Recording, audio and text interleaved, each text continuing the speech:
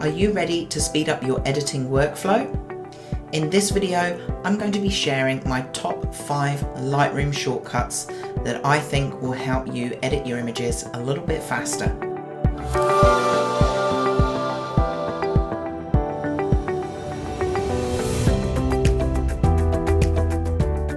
Thanks for joining me on another editing toolbox video. I'm Turner-Bullock from Unleashed Education, and in these weekly videos, Charlotte and I take turns each to share our best tips, tricks and techniques for editing your pet photography. If you enjoy watching these tips every week, don't forget to like and subscribe to our channel. This week I'm talking Lightroom shortcuts. I use shortcuts a lot in my workflow and it does save time. It means that I don't have to have one hand on the mouse, one hand on my Wacom pen and one hand on the keyboard.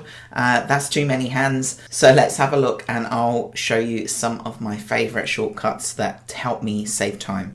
My first shortcut is actually 2 shortcuts and I use them all the time, and that is D and G. I'm not talking about Dolce & Gabbana here, I am talking about library and develop modules. So if I press D on the keyboard, that will take me into my develop module.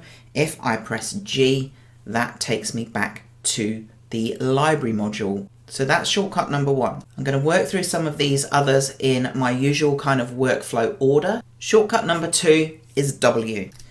And what W does is pick up the white balance dropper tool. So when you press W, you can then click anywhere in the image to set the white balance. That's horrible, so we'll reset that. Shortcut number 3 is J. And what J does is it turns on the highlights for clipping on shadows and highlights. So if you have shadow areas with no detail at all, or you've got highlights that are completely blown out, you're going to be able to see really easily where those are. So for example, here you can see there's a few little blue indicators showing that there's no detail there.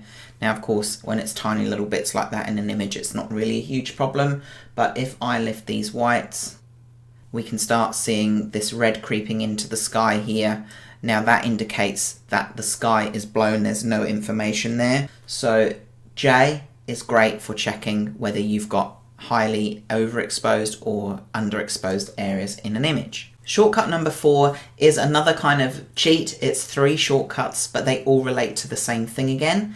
And if I press R as my first one of those, that brings up my cropping box.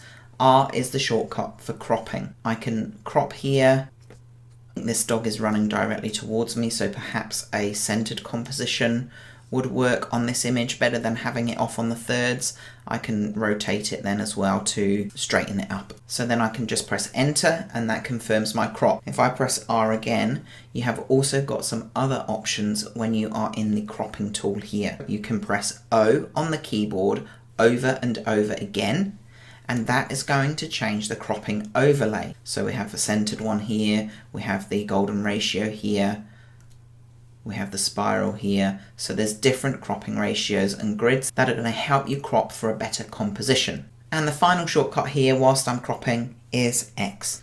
And what X does is it just changes the orientation of your crop. So if I want to make this a portrait image, then I've just pressed X and now I can confirm that. And here we are, I have a portrait crop. Okay, let's reset the crop here.